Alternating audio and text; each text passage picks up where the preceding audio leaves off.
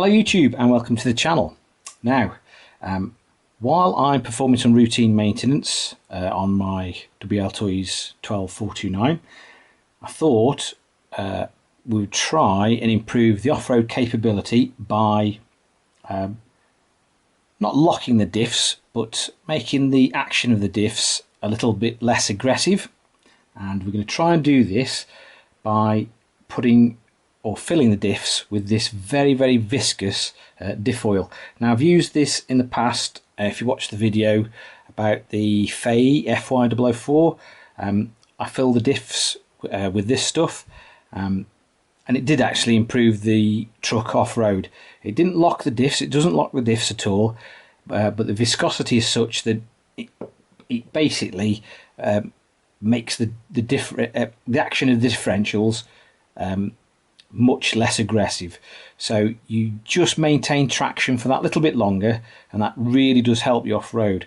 So what I'm going to do, I've got a bottle full of this, so I'm going to see if the same technique will work with this Wltoys.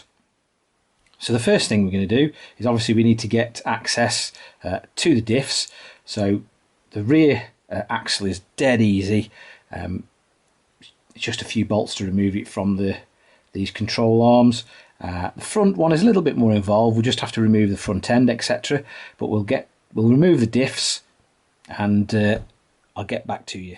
Now Wltoys have actually greased this up, so no wonder it's stood up to my abuse so far.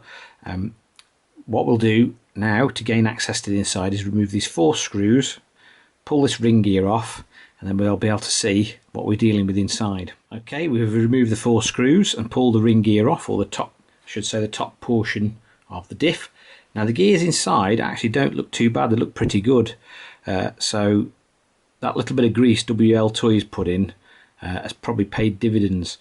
Now what I'm going to do is just remove the top set of these little bevel gears and start to fill the cavity with the oil. I'm pretty sure if I remove both sets and fill it full of oil, I won't be able to get them back in properly because it's really thick, this stuff. So we're going to go ahead and just do that, flick the top set out. Now they're on like a little tiny shaft. Might better if I move the camera around. Okay, I've done my best to get rid of as much of the grease as I can. Now both of these little bevel gears, tiny little bevel, have got a little shim on the back, so it's very important that you don't lose it. So I'm going to attempt now to fill it full of the diff oil. Oh, lost my lid. That's it. Now this stuff doesn't come out very quick, I can assure you. Okay, that's the cavity filled and the little bevel gears put back in. I fast forwarded it really because it's quite a tricky process and quite time consuming. It's because it's a bit like trying to fill the inside of the diff with a very thick araldite. So it, like I say, it is a bit time consuming. So I'm going to pop the ring gear back on top, put the screws in, and then we'll try it. Okay, I've put the ring gear back on the top, screwed it all down.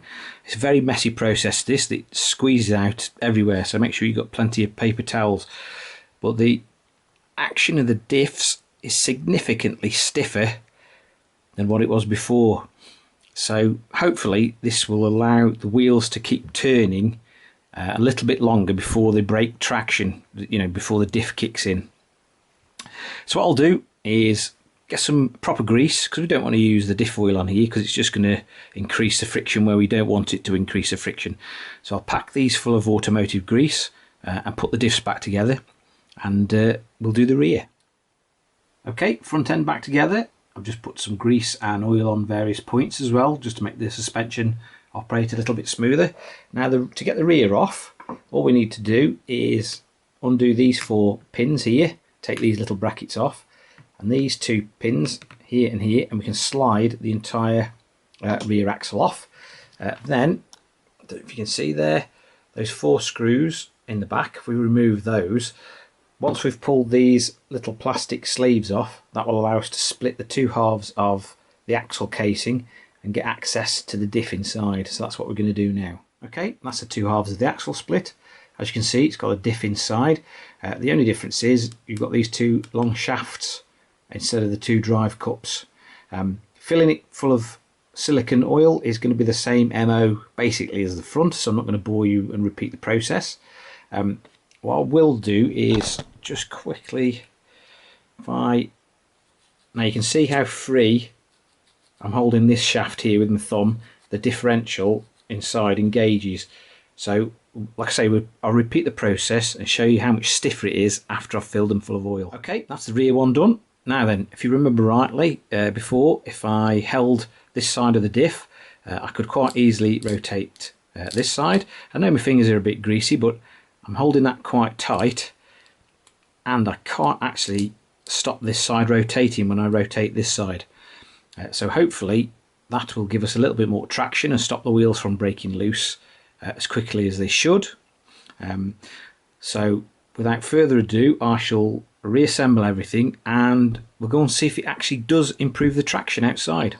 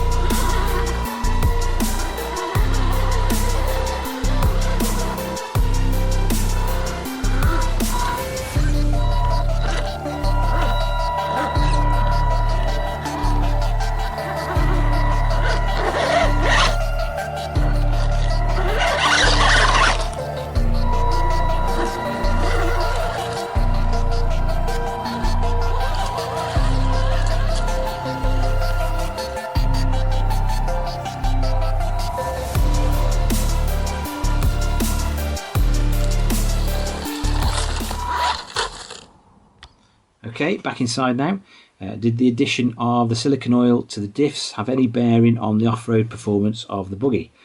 Well, I'm going to say yes, it did. It wasn't a massive difference, but there was a noticeable improvement in the amount of traction the wheels got. I mean, they didn't break away as quickly as they normally would have done with just regular grease inside. The tyres just maintained traction for that split second longer, and that does have a net benefit. Like I say, it's not massive, but the job is a fairly straightforward one. So I would say, in my opinion, it's well worth doing.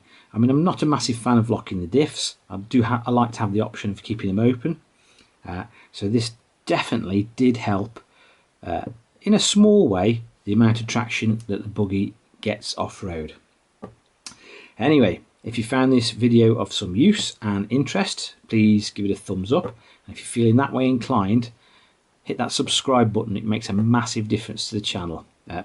Thanks for watching, guys, and I'll see you again soon. Thank you.